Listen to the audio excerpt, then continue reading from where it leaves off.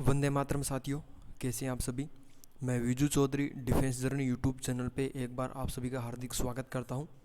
तो जैसा अपने भारतीय राजव्यवस्था इंडियन पॉलिटी के कुछ क्वेश्चंस है वो पहले वाले सेशन के अंदर है जो कंप्लीट कर लिए थे, और कुछ बचे हुए क्वेश्चंस आज के इस अपने पार्ट नंबर सेकंड के अंदर है जो कंप्लीट कर लेंगे। तो सेशन को स्टार्ट करने से पहले सभी साथियों से मैं रिक्वेस्ट करूँगा कि आप सभी साथी चैनल को सब्सक्राइब कर लें, वीडियो को है जो लाइक कर दें, और वीडियो आपको कैसा लगा, आपके द्वारा जो क्वेश्चन है जो सॉल्यूशन आप लोगों ने किया इस वीडियो के अंदर, ये सभी क्वेश्चंस और आपने पीछे वाले जो वीडियो देखा है या फिर नहीं देखा तो उसका लिंक आपको वीडियो के डिस्क्रिप्शन में मिल जाएगा। उसके क्वेश्चंस आपको कैसे लगे, उनका लेवल कैसा लगा, सभी साथी मुझे है जो इस बात को कमेंट बॉक्स के अंदर है जो कमेंट करके ज़रूर बताएंगे। तो आज शुरुआत करते हैं आज के नेक्स्ट पर्सन से। अगला नेक्स्ट पर्सन देखो आपकी स्क्रीन पे आ गया है। अपना पर्सन देर का है कि 0 ओवर शून्यकाल की जो व्यवस्था है वो किस वर्ष से है जो की गई थी। ऑप्शंस देर का है, ए ऑप्शन देर का है 1951 में, ऑप्शन बी 1952 के अंदर, ऑप्शन सी 1961 के अंदर, या ऑप्शन नंबर डी 1962 के अंदर। तो जो 0 ओवर है इसकी जो शुरुआत है वो कब की गई थी, इसकी जो शुरुआत है वो कब की गई थी, इसका जो अपना सही आंसर बन जाएगा वो क्या हो जाएगा 1962 के अंदर है जो इसको क्या किया गया था, इसको स्टार्ट है वो किया गया था।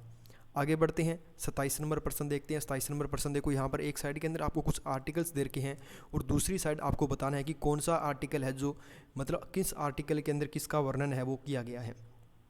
देखते हैं सबसे पहले अपनी देर का है कि इसका सही आंसर है वो क्या बनेगा। ऑप्शन आपके सामने दे रखे हैं अलग अलग, तो देखते हैं इसका सही आंसर है जो कौन सा बनेगा। तो यहाँ पर स्टेटमेंट के हिसाब से देखें तो यहाँ पर देखो कौन सा बनेगा, इसका बी ऑप्शन है जो करेक्ट आंसर हो जाएगा। मैं आपको भी एक्सप्लेन करूँगा कि कौन से आर्टिकल के अंदर क्या कुछ है वो दे रखा है। देखो ऑप्शन नंबर बी, ए क्या बनेगा, बी बनेगा, यानी कि जो आर्टिकल नंबर 226 है इसके अंदर दे रखा है कि आर्टिकल 226 के अंदर है जो हाईकोर्ट की रीट जारी करने की शक्ति है वो आर्टिकल नंबर 226 में दे रखी है। मैं इधर लिख देता हूँ आर्टिकल नंबर 226। इधर देखो सेकंड के अंदर यानी कि दूसरे का ए बनेगा। तो आर्टिकल 32 के अंदर क्या दे रखा है, संवैधानिक उपचार। आर्टिकल 32 में क्या दे रखा है, संवैधानिक है जो उपचार दे रखा है। तीसरे का यहाँ पर डी बनेगा, यानी कि जो यूनिफॉर्म सिविल कोड है, जो यूनिफॉर्म सिविल कोड है वो कौन से आर्टिकल के अंदर है, वो आर्टिकल नंबर 44 के अंदर है जो दे रखे हैं। और अपना बच गया 4 नंबर का सी, यानी कि 143 के अंदर सुप्रीम कोर्ट से परामर्श करने के लिए राष्ट्रपति की जो शक्ति होती है वो कौन से आर्टिकल के अंदर है, ये आर्टिकल नंबर 143 के अंदर है जो दे रखी है। ये सारे के सारे क्वेश्चंस आप लोग जो भी कर रहे हैं ये आपके प्रीवियस ईयर क्वेश्चन है, यानी कि पीछे जो एग्ज़ाम हुए थे CDS और एपकेट के, उन सभी एग्ज़ाम के अंदर है जो क्वेश्चन पूछे गए हैं। और सारे के सारे क्वेश्चंस अपने हैं जो अभी अपना जो नेक्स्ट एग्ज़ाम है जो CAPF का होने वाला है, इस एग्ज़ाम के लिए अपने सारे के सारे क्वेश्चन है जो बहुत ही है जो इम्पोर्टेंट है। तो कंटिन्यू चैनल पे बने रहना, रोजाना आपके लिए एक मॉक टेस्ट मैं आप लोगों के लिए जो लेकर आऊँगा। आगे बढ़ते हैं, नेक्स्ट पर्सन देखते हैं। 28 नंबर पर्सन देखो, इस पर्सन में क्या दे रखा है, कहता है कि संविधान के किस अनुच्छेद में वर्ष का केंद्रीय बजट यानी कि एअप्स वार्षिक वितरण वित्तीय विवरण के रूप में है जो जाना जाता है। तो ये कौन से आर्टिकल के अंदर है जो दिया हुआ है, तो ये कौन से आर्टिकल के अंतर्गत है जो दिया हुआ है ये अपने को बताना है। तो सबसे पहले अपने बात करते हैं कौन सा इसका आंसर बनेगा। तो इसका आंसर है जो कौन सा बन जाएगा, तो इसका बन जाएगा 28 नंबर क्वेश्चन का अपना ऑप्शन नंबर सी, यानी कि आर्टिकल नंबर 112 के अंदर है जो ये बात कही गई है। आर्टिकल नंबर 112 के अंदर है जो ये बात कही गई है। अब अपनी थोड़ा सा एक बात और चेक कर लेते हैं कि ऊपर जो आर्टिकल्स दे रखे हैं, जैसा आपको आर्टिकल 110 नंबर दे रखा है, आर्टिकल नंबर ऊपर है जो ऑप्शन नंबर ए में आपको आर्टिकल नंबर 110 दे रखा है। इसके अंदर क्या होता है, आर्टिकल 110 के अंदर क्या होता है, definitions of the money bill. जो आपका मनी बिल होता है, मनी बिल की जो परिभाषा इसको बोल सकते हैं, मनी बिल की जो परिभाषा है या फिर इसकी डेफिनेशन है वो कौन से आर्टिकल के अंदर है, ये आर्टिकल नंबर आपके 110 के अंदर दी गई है। अब आर्टिकल 111 के अंदर क्या है और आर्टिकल 113 के अंदर क्या है, आर्टिकल 111 और आर्टिकल 13 के अंदर क्या है, ये आप है जो मुझे कमेंट बॉक्स के अंदर कमेंट करके बताएंगे कि इन दोनों आर्टिकल के अंदर है जो क्या डेफिनेशन है वो दी गई है। आगे बढ़ते हैं, 29 नंबर प्रश्न देखते हैं।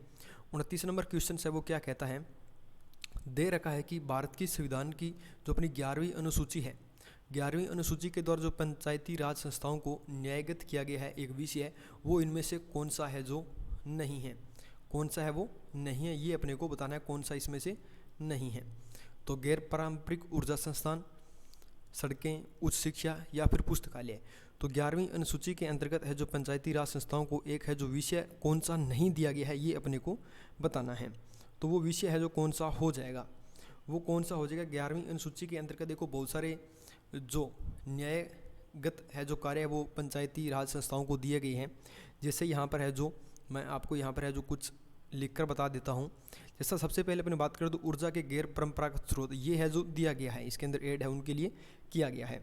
सड़क का निर्माण करना, पुलिया का निर्माण करना, ये सब कहाँ पे हैं? ये पंचायती राज के अंदर है जो दिए गए। ये कोई भी पुल हो गया उसका निर्माण करना, कोई भी घाट हो गया, इन सब का निर्माण करना पंचायती राज के अंदर है जो ऐड किया गया है।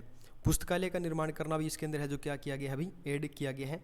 लेकिन भूमि सुधार भी इसके अंदर ऐड है, लेकिन जो उच्च शिक्षा है ये इसके अंदर है जो ऐड नहीं है। अभी मैं आपको बोल रहा था भूमि सुधार, ये भी है जो पंचायती राज संस्थाओं के अंतर्गत है जो इसको ऐड किया गया है। भूमि सुधार का हो गया, भूमि सुधार के अंतर्गत जो अलग अलग कार्य प्रणाली है उनको है जो ऐड किया गया है। मिट्टी का संरक्षण इत्यादि सारे के सारे जो प्रोसेस हैं वो इसके अंदर है जो ऐड किए गए हैं।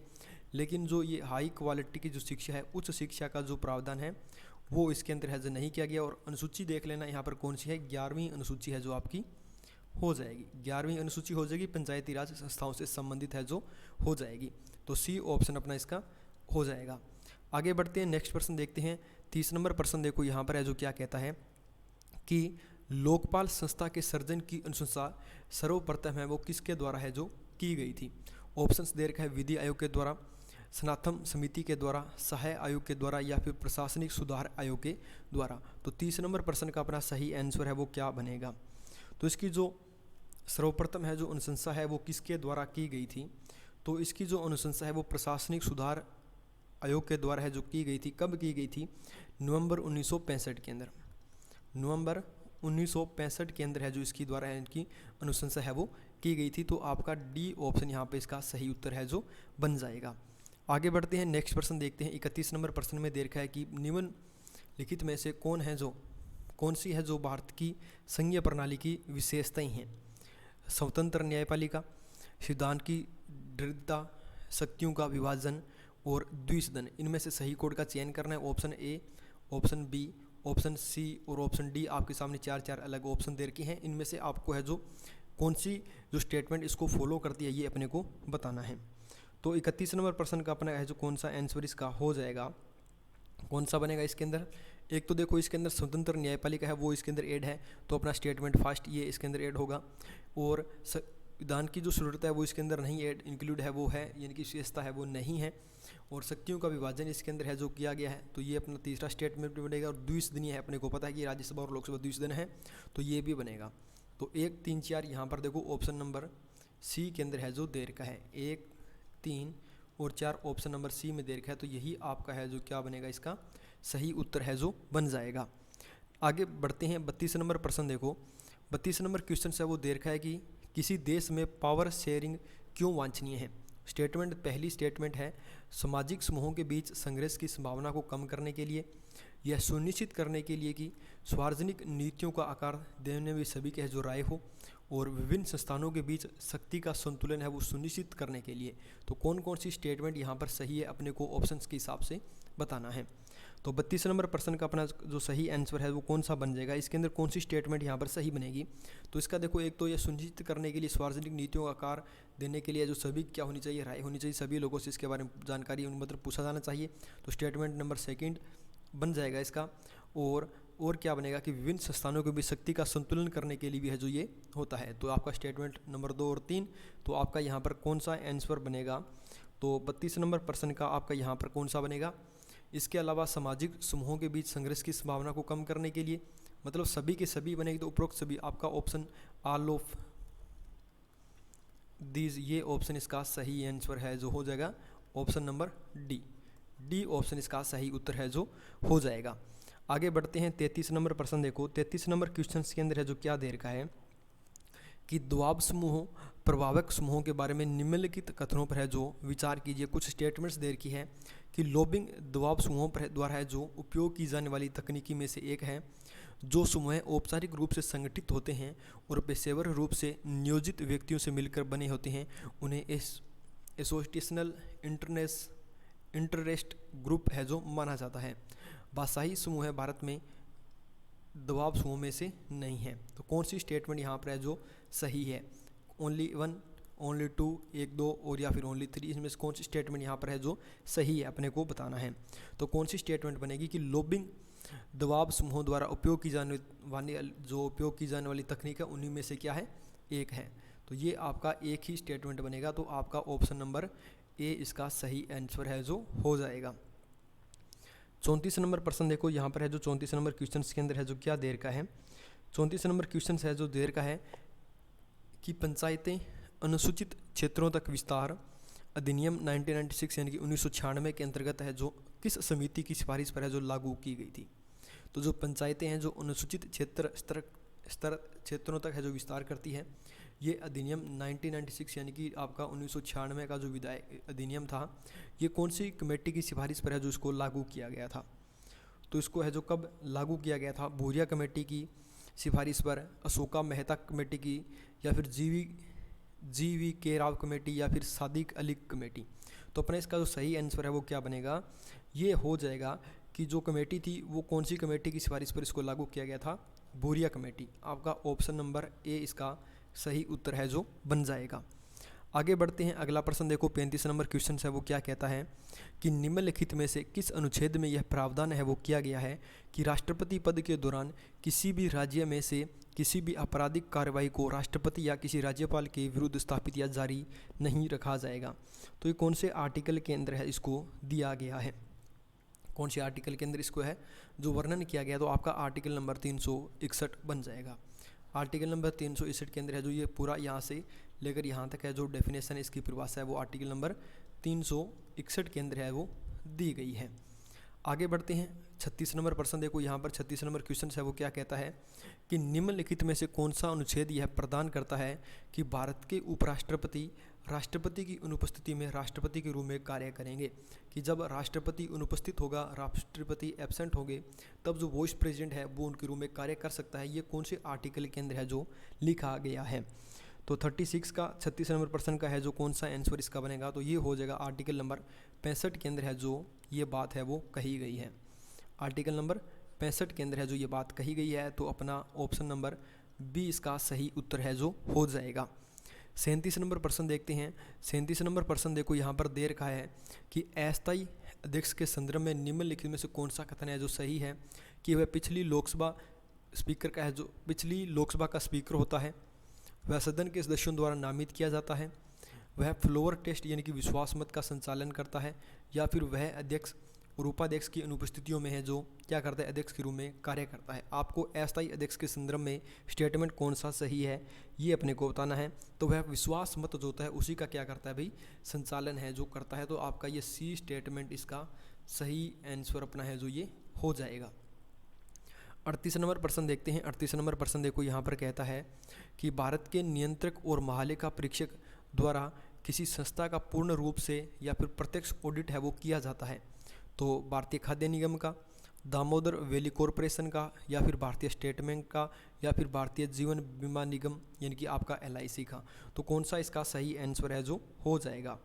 तो 38 नंबर प्रश्न का अपना क्या हो जाएगा, दामोदर वैली कॉरपोरेशन। आपका ऑप्शन नंबर बी इसका सही उत्तर है जो हो जाएगा। 39 नंबर प्रश्न देखते हैं अपना। 39 नंबर प्रश्न देखो, यहाँ पर देर का है कि भारत के संविधान का कौन सा भाग कल्याणकारी राज्य के आदर्श की है जो घोषणा करता है। राज्य के नीति निर्देशक तत्व यानी कि DPSP, आपके मूल अधिकार, आपके उद्देशिका, या फिर आपकी 7वीं अनुसूची। तो 39 का क्या आंसर बनेगा, तो नीति निर्देशक सिद्धांत है जो यानी कि आपके DPSP है जो सामाजिक और आर्थिक लोकतंत्र के आदर्श को है जो बढ़ावा देने के लिए क्या है, महत्वपूर्ण है। और ये एक कल्याणकारी राज्य स्थापित करना चाहते हैं। तो आपका आंसर कौन सा बन जाएगा, इसका DPSP यानी कि ऑप्शन नंबर ए इसका सही उत्तर है जो हो जाएगा।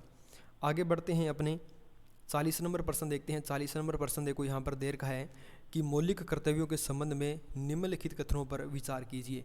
पहला स्टेटमेंट देर का है कि कर्तव्य केवल भारत के नागरिकों पर लागू होते हैं, विदेशी नागरिकों पर है जो लागू नहीं होते हैं। न्यायमूर्ति वर्मा समिति ने संविधान में मौलिक कर्तव्यों के लिए एक अलग अध्याय जोड़ने की सिफारिश है जो पेश की थी। कौन सा स्टेटमेंट इसमें से सही है? देखो, न्यायमूर्ति वर्मा समिति के द्वारा तो ऐसा कोई भी मेरे हिसाब से सिफारिश नहीं लाई थी, लेकिन जो कर्तव्य होते हैं वो भारत के नागरिकों पर ही लागू होते हैं, विदेशी नागरिकों पर है जो लागू नहीं होते हैं। तो अपना कौन सा आंसर बन जाएगा इसका? ऑप्शन नंबर ए, यानी कि केवल एक पहला जो स्टेटमेंट है ये एकदम से सही है, सेकंड वाला स्टेटमेंट सही नहीं है। आगे बढ़ते हैं, 41 नंबर प्रश्न देखते हैं। 41 नंबर प्रश्न देखो यहाँ पर है जो क्या कहता है। 41 नंबर प्रश्न है जो देर का है कि भारत के किसी भी भाग में निवास और अधिवास का मौलिक अधिकार निम्नलिखित में से किस आधार पर है जो प्रतिबंधित किया जा सकता है?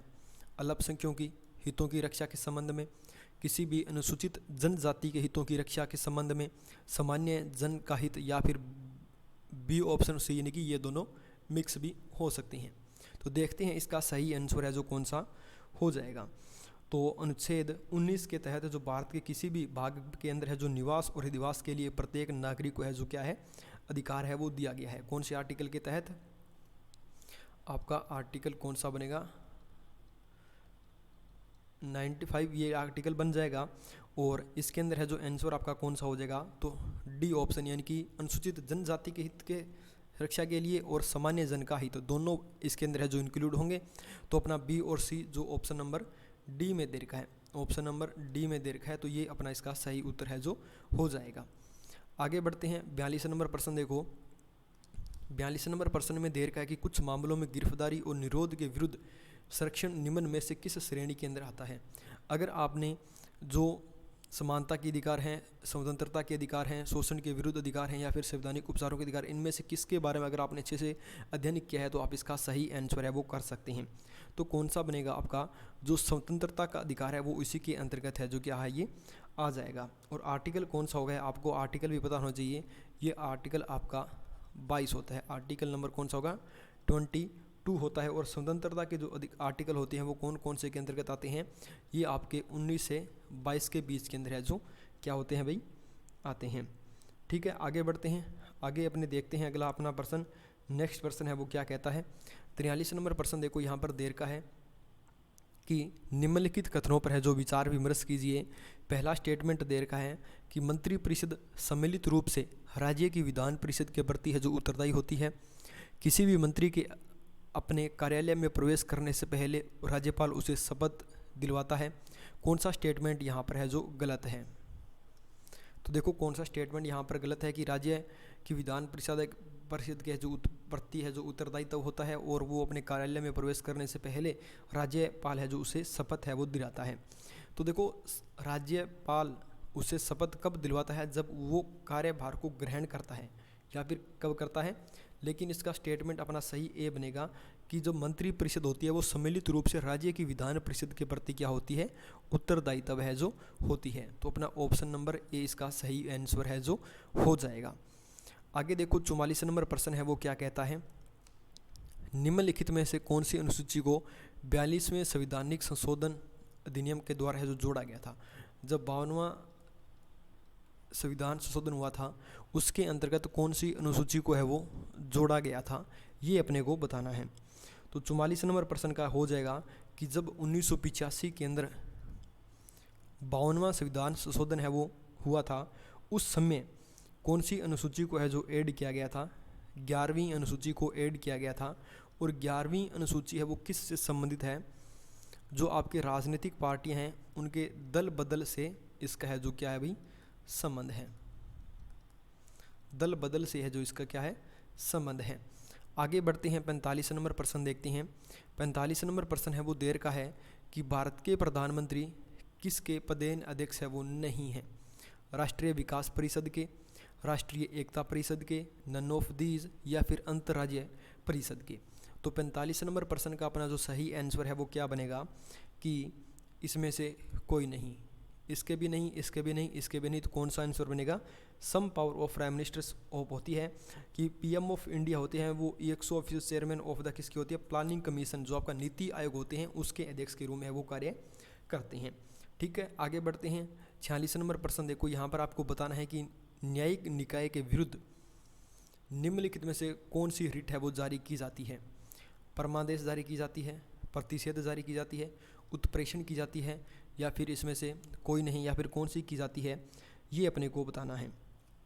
तो तीनों ही जारी की जाती है भाई, परमादेश भी होती है, प्रतिषेध भी होती है, उत्प्रेषण भी होती है। तो डी ऑप्शन 1 2 3 यानी कि तीनों की तीनों ही जारी की जाती है। आगे बढ़ते हैं 47 नंबर प्रश्न देखो, दे रखा है कि निम्नलिखित कौन सा कथन है वो जनहित याचिका PIL के बारे में सही है। पिल की अवधारणा 1960 के दशक में ब्रिटेन से उत्पन्न हुई और विकसित हुई। पिल भारत में सर्वोच्च न्यायालय की न्यायिक सक्रिय भूमिका का एक उत्पाद है और मकान मालिक किराएदार मामलों पर पिल के रूप में विचार है वो नहीं किया जाएगा। तो कौन सा स्टेटमेंट यहाँ पर अपने को सही लगता है, उस स्टेटमेंट का अपने को क्या करना है, सिलेक्ट उसको है वो करना है। तो इसका सही आंसर है वो क्या हो जाएगा, इसका सही आंसर हो जाएगा कि जो पिल है वो सर्वोच्च न्यायालय की न्यायिक सक्रिय भूमिका है जो का इसका क्या है, एक उत्पाद है और मकान मालिक है वो किराएदार पर पिल के रूप में है जो विचार नहीं किया जाएगा। ठीक है, लेकिन पिल की अवधारणा 1960 के दशक के अंदर है जो ब्रिटेन से उत्पन्न हुई थी या फिर USA से उत्पन्न हुई थी। तो ये कहाँ से उत्पन्न हुई थी भाई, ये आपकी है जो उत्पन्न हुई थी USA से, न कि ब्रिटेन से। तो 2 और 3 वाला स्टेटमेंट सही बनेगा, पहला स्टेटमेंट गलत हो जाएगा।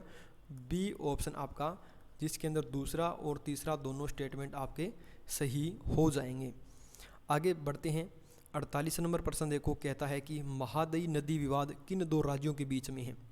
गोवा कर्नाटक के बीच में है, तमिलनाडु कर्नाटक के बीच में है, गोवा गुजरात के बीच में है या फिर उड़ीसा आंध्र प्रदेश के मध्य है। तो ये कौन सा हो जाएगा कि जो महादई जल विवाद है ये है जो कौन से 2 राज्यों के मध्य है। तो इसका है जो विवाद है वो कर्नाटक के मध्य है और दूसरा है जो गोवा के मध्य है। कर्नाटक और गोवा इन दोनों के मध्य है ये विवाद आपका हो जाएगा, एक तो गोवा के मध्य वर्सेस कर्नाटक के मध्य। तो आपका ऑप्शन नंबर कौन सा हो जाएगा, ऑप्शन नंबर ए अपना यहाँ पर इसका सही उत्तर है जो बन जाएगा। आगे बढ़ते हैं, सेकंड लास्ट प्रश्न देखते हैं आज के सेशन का। सेकंड लास्ट प्रश्न देखो कि स्थानीय सरकार के बारे में निम्नलिखित कथनों पर विचार करें। पंचायती राज और नगर पालिकाएँ 7वीं अनुसूची के अंतर्गत राज्य सूची का विषय है। लॉर्ड मे के 1882 के संकल्प को भारत में स्थानीय स्वशासन के मैग्ना कार्टा के रूप में है वो जाना जाता है। इसमें से कौन सा स्टेटमेंट है जो सही नहीं है, अपने को इसका सिलेक्शन करना है, चूज इसको करना है। तो इसका क्या बनेगा, इसका कौन सा बनेगा कि इसमें से सही नहीं है। तो सही कौन सा नहीं है कि जो भारत के अंदर पंचायती राज आमतौर पर है वो ग्रामीण गाँव से शुरुआत इसकी की गई थी और पंचायती राज की या फिर चुनाव प्रणाली सबसे पहले आपको पता है राजस्थान के नागौर से इसको स्टार्ट किया गया था। तो 1992 में एक संविधान संशोधन द्वारा इसको जो पेश किया गया था। हालांकि इसको बोल सकते हैं, क्या बोल सकते हैं, इसको ये जो पंचायती राज है और जो नगर पालिका की जो सूची है इसको कौन सी सूची के अंतर्गत है वो शामिल किया गया है, 7वीं अनुसूची के अंदर इसको शामिल है वो किया गया, ये बात सही है। लेकिन सेकंड वाला ये स्टेटमेंट यहाँ पर सही नहीं लिखा गया है। तो सेकंड वाला यहाँ पर अपने को गलत बताना है, तो गलत कौन सा है, ये सही नहीं है। तो ये आपका ऑप्शन नंबर बी इसका सही आंसर है जो बन जाएगा। लास्ट प्रश्न देखते हैं। लास्ट प्रश्न है जो दे रखा है, यहाँ पर आपको 2 स्टेटमेंट दे रखे हैं कि भारत की सरकार की ओर से या उसके द्वारा प्राप्त सभी सार्वजनिक धन भारत के समेकित कोष के अंतर्गत आने वालों के अलावा भारत को आकस्मिकता कोष में जमा किया जाता है। रीजन्स दे रखे हैं कि प्रत्येक राज्य का अपना आकस्मिक कोष होता है। आपको ऑप्शन ए दे रखा है कि ए, ये आपका ए हो गया, ये आपका आर हो गया। ए और आर दोनों व्यक्तिगत रूप से सच हैं, लेकिन आर है वो ए की सही व्याख्या करता है। ए और आर दोनों अलग अलग सत्य हैं, लेकिन आर है वो ए की व्याख्या नहीं करता है, ऊपर वाले में व्याख्या करता है। ए सत्य है लेकिन आर गलत है, ए गलत है लेकिन आर है वो सही है। इसमें से कौन सी स्टेटमेंट यहाँ पर आपको सही फॉलो करती है, यही आपको देखना है भी कौन सी यहाँ पर एकदम सही से इसको डिपेंड इस पर है जो चलती है।